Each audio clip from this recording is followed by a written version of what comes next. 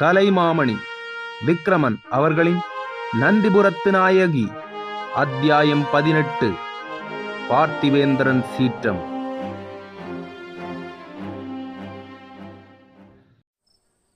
காளாமுகர் ரவிதாசனை செய்கை காட்டி மறைத்துக் கொள்ளுமாறு கூறிவிட்டு திடீரென ஜெய் சக்தி, ஜெய் சோமதேவ் என்று கூச்சலிட்டார். பார்த்திவேந்திரன் உண்மையில் திடுக்கிட்டான். காட்டு மிருகங்கள் இடும் சப்தம் தவிர வேறு ஒலியலா அந்த பகுதியில். இப்படி ஒரு குரல் கேட்டவுடன் அவன் சட்டென உடைவாளை உருவி குரல் வந்த திசையை நோக்கி பாய்ந்தான். யார் நீ? அதற்கு இப்போது வேலை இல்லை தளபதியே. அதன் பசிக்கு இந்த காளாமுகனை ஏன் அழிக்க பார்க்கிறாய்? சோழ மகாவீரர்களின் ரத்தத்தில் முழுகவிட வேண்டிய அந்த வாளை இந்த காளாமுகன் உடலில் பாய்ச்சுவதா என்று கூறியவாறு காளாமுகர் அவனுக்கு சிறிது தொலைவிலே நின்றார். இதை கூறும்போது காளாமுகர் தன் கூர்மையான விழியால் பல்லவேந்திரனை ஊடுருவி பார்த்தார். பார்த்திவேந்திரன் சீறினான். தன் வாளை காளாமுகரை நோக்கி நீட்டி, யார் நீ என்று கேட்ட கேள்விக்கு மறுமொழி சொல்லாமல் என்னென்னவோ பேசுகிறாயே, உன்னை என்ன செய்கிறேன் பார் என்றவுடன் காளாமுகர் தன் கையில் இருந்த சூலாயுதத்தால் மிக எளிதாக பார்த்திவேந்திரன் வாளை தட்டி, தளபதியாரே, இவ்வளவு அவசரம் கூடாது. நானும் உங்கள் கட்சியைச் சேர்ந்தவன்தான். என்னதான் பல்லவர்கள் எங்கள் சமயத்தை வெறுத்தாலும் உங்களுடைய வளநாடு சோழரிடம் அடிமைப்பட்டிருப்பது எனக்கு துளி கூட பிடிக்கவில்லை. ஓர் ஊரும் ஓர் நாடுமின்றி அலைந்து வரும் என்னை போன்றவர்கள் குறிப்பிட்ட விஷயத்தில் ஈடுபடுகிறார்கள் என்றால் அதில் முக்கியம் இருக்கும் என்று நினைக்கலாம். நீர் ஆயுதங்களை கொண்டு சேர்ப்பது எனக்கு பல நாட்களாக தெரியும் என்று அவர் கூறியவுடன் பார்த்திவேந்திரனுக்கு சிறிதளவு நடுக்கம் ஏற்பட்டது. தன் வாளை உரையிலிட்டு குரலில் முன்பு இருந்த கொடுமையை சிறிது தாழ்த்தி, நீ யார்? உமக்கு இதெல்லாம் எப்படி தெரியும்? அவற்றை கூறினால்தான் நான் உங்களுடன் பேச முடியும் என்றான். அடடா தளபதியாரே, அப்படியெல்லாம் சொல்வது நியாயமா? என்னுடன் பேசாமல் போவதென்றால் போங்களேன், நான் தடுக்கவில்லை. எனக்கு ஏதும் நஷ்டமும் இல்லை. நஷ்டமடைய போவது தாங்கள்தான். உங்களுடைய சுதந்திர பல்லவ அரசு ஏற்படுத்தும் திட்டத்தில் என் ஒத்துழைப்பு கிடைக்காமல் போவதால் எனக்கு நஷ்டம். பார்த்திவேந்திரனுக்கு தர்ம சங்கடமாயிற்று. யாரும் அறியாவண்ணம் செய்து வந்த இச்செயலை இந்த காளாமுகர் எப்படி அறிந்தார்? நம்மை பின்தொடர்ந்து நம் காரியத்தை கவனிக்க பழுவேட்டரையர் ஒருவேளை இந்த காளாமுகரை நியமித்திருப்பாரோ? பார்த்திவேந்திரனின் குழப்பத்தை கண்டு காளாமுகர் அவனை சற்று நெருங்கி, மிகவும் நெருங்கி உறவு கொண்டாடுபவர் போல், பார்த்திவேந்திரா, உமது மனக்குழப்பம் நியாயமானது. இவ்வளவு ரகசியமான திட்டத்தை மூன்றாவது மனிதர் ஒருவர் அறிந்துவிட்டார் என்று பயம் இருக்கலாம். உங்களுக்கு அந்த கவலை வேண்டாம். நான் யாருடைய ஒற்றனும் அல்லன். பாண்டிய நாட்டைச் சேர்ந்தவன். ஆனால் இங்கு நடக்கும் ஒவ்வொரு காரியத்தையும் நான் அறிவேன். ஆதித்த கரிகாலர் கொலையுண்ட போது பெரிய பழுவேட்டரையர் எங்களுடைய தோற்றத்தில் வந்து சில உண்மைகளை கண்டுபிடித்ததனால் காளாமுகர்களை கண்டாலே சிறிது காலத்திற்கு நாட்டில் வெறுப்பு இருந்து வந்தது. அப்போது நானும் என் இனத்தவரும் பாண்டி நாடு சென்று விட்டோம். பாண்டிய நாட்டில் அமரபுஜங்கர் படை திரட்டுகிறார் என்றார். காளாமுகர் இவற்றை கூறி வரும்போது காளாமுகர் எல்லாம் அறிந்தவர் என பார்த்திவேந்திரன் முடிவு செய்து விட்டார். இவரை எளிதில் விட்டுவிடக் கூடாது. இவரிடம் இருந்து பல செய்திகள் அறிய வேண்டும் என்று எண்ணிக்கொண்டு, பாண்டியன் படை திரட்டுகிறானா? ஐயோ பாவம் என்றான். ஏன் ஐயா இப்படி சொல்லுகிறீர்கள் என்றார் காளாமுகர். இல்லை, சோழ சாம்ராஜ்யத்தின் மீது மோதி மோதி வீடே உயிரிழக்கிறார்களே பாண்டியர்கள் என்றுதான் அனுதாபப்பட்டேன்.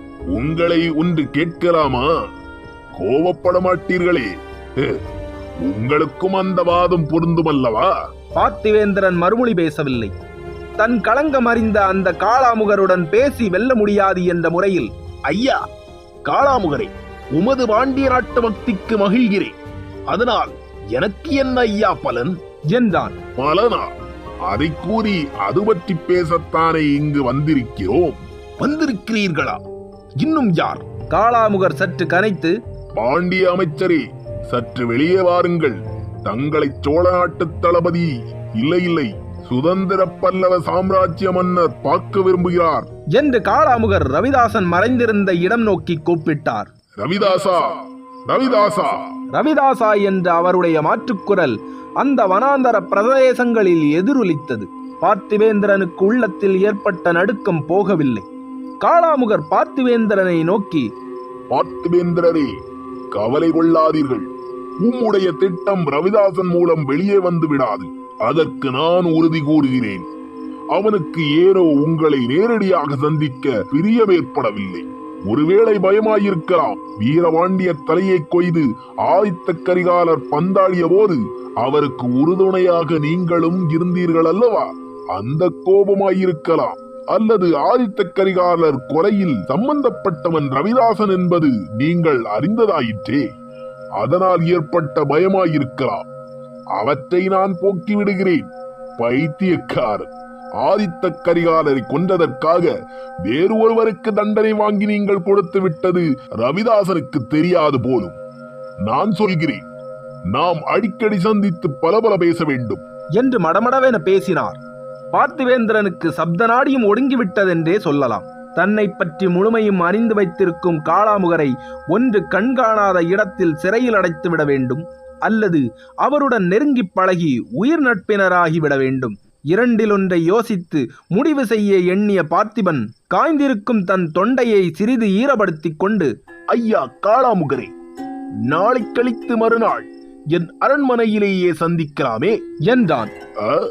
பல்லவேந்திரர் அரண்மனையில் கட்டுக்காவல் அதிகமாயிருக்குமோ, அல்லது பொன் மாளிகையில் நுழைவதைப் போல் நுழையலாமோ என்று காளாமுகர் கேட்டார். சட்டென்று பார்த்திபேந்திரன் காளாமுகரை நோக்கி, அப்படி என்றால் பொன் மாளிகைக்குள் சிறிது நாட்களுக்கு முன்பு நீங்கள் எவரும் அறியாவண்ணம் நுழைந்தீர்களா? அனிருத்த பிரம்மராயர் பார்த்ததாக கூறினாரே, அவரிடம் சற்று எச்சரிக்கையாக இருங்கள் என்று கூறினான் பார்த்திவேந்திரன். எனக்கு எவரிடமும் பயம் இல்லை. நீங்கள் சற்று எச்சரிக்கையாயிருங்கள். மறந்து போய் எதையாவது அனிருத்தரிடம் சொல்லிவிடப் போகிறீர்கள் என்றார் காளாமுகர். குறிப்பிட்ட நாளன்று காளாமுகர் தன் அரண்மனைக்கு வரும்போது அவரை திடீரென சிறைபிடித்துவிட திட்டமிட்டிருந்தான் பார்த்திவேந்திரன். அவரை கண்காணா சிறையில் தள்ளிவிட்டு தஞ்சைக்கு போக திட்டமிட்டிருந்தான். குறிப்பிட்ட நாளன்று காளாமுகர் வருகையை எதிர்பார்த்திருந்த பார்த்திவேந்திரன் இடையில் எங்கோ வெளியே சென்று திரும்பி வரும்போது அரண்மனை வாயிலில் பல்லக்கொண்டு நிறுத்தப்பட்டிருப்பதைக் கண்டான். உள்ளே நுழைந்தபோது நடுக்கூடத்தில் அனிருத்த பிரம்மராயர் கம்பீரமாக அமர்ந்திருந்தார். இந்த சமயத்தில் காளாமுகர் வந்துவிடப் போகிறாரே என்ற பயத்திலும் ஏமாற்றத்திலும் ஓர் அசட்டு சிரிப்புடன் பார்த்திவேந்திரன் அனிருத்தரை வரவேற்றான். காளாமுகர் எச்சரித்திருந்ததும் அவன் காதுகளில் ஒலித்த வண்ணம் இருந்தது. அனிருத்த பிரம்மராயரே பேச்சைத் தொடங்கினார். காஞ்சியை விட்டு புறப்பட்டு தஞ்சைக்கு செல்கிறேன். மதுராந்தகரை சந்தித்து பல காலமாகிறது. போகமுன் தங்களைக் கண்டு செல்ல வந்தேன். செல்லும் வழியில் திருக்கோவலூர் மலையமானையும் சந்திக்க விருப்பம். தில்லை சிற்றம்பலத்திற்கு நம்பியாண்டார் நம்பி வருகிறாராம். அவருக்கு அப்பர், சுந்தரர், சம்பந்தர் பாடிய தேவார பதிகங்கள் எழுதப்பட்ட சுவடியை எப்படியாவது கண்டுபிடித்து விட வேண்டும் எனும் ஆவல். அவரையும் தரிசித்துச் செல்லலாம் எனும் எண்ணம். அத்வைதத்திற்கும் சைவ சித்தாந்தத்திற்கும் வேற்றுமை இருந்தாலும் அறிவுக்கு தலைவணக்கம் செய்ய வேண்டும் அல்லவா? சைவ சமய குறவர் மூவர் பல்லவ சாம்ராஜ்யம் செழிப்பாக இருந்த காலத்தில் தானே அற்புதமான பாடல்களை பாடினார்கள். அனிருத்தர் ஏதேதோ பேசிக்கொண்டு போவதையும் அவன் கவனம் அப்போது அங்கில்லாததையும் அவன் தெரிவிக்க விரும்பி, ஐயன்மீர், நானும் இன்னும் சிறிது நேரத்திற்கெல்லாம் தஞ்சைக்கு கிளம்புகிறேன் என்றான். மிகவும் நல்லதாய் போயிற்று. நான் போவதற்கு முன்பு நீங்கள் தஞ்சைக்கு சென்று விட்டால் அரசரிடம் நான் விரைவில் வருகிறேன் என்று சொல்லுங்கள் என்று கூறிவிட்டு பிரம்மராயர் தன் கைத்தடியை டக் டக்கென்று ஊன்றியவாறு புறப்பட்டார். பார்த்திவேந்திரன் ஆவலுடன் காளாமுகரை எதிர்பார்த்தவாறு இருந்தான். வெகு நேரம் கழித்து பார்த்திவேந்திரனுடைய ஒற்றன் ஒருவன் காளாமுகர் ஒருவரை காஞ்சி மாளிகைக்கு அருகே கண்டதாக வந்து கூறினான். அவருடன் மற்றொருவரும் இருந்ததாக கூறியது கேட்ட பார்த்திவேந்திரனுக்கு ஒரே குழப்பமாக இருந்தது.